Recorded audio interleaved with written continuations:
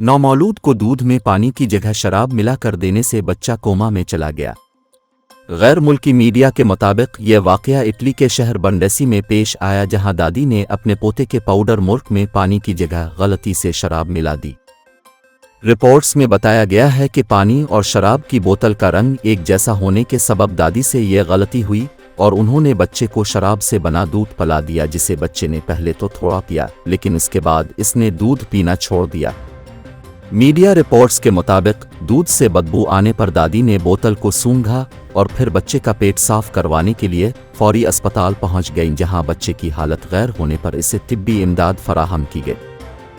Reports में बताया गया है कि शराब मिली दूध पीने से बच्चा कोमा में चला गया, ताहम उसकी हालत अब खतरे से बाहर है।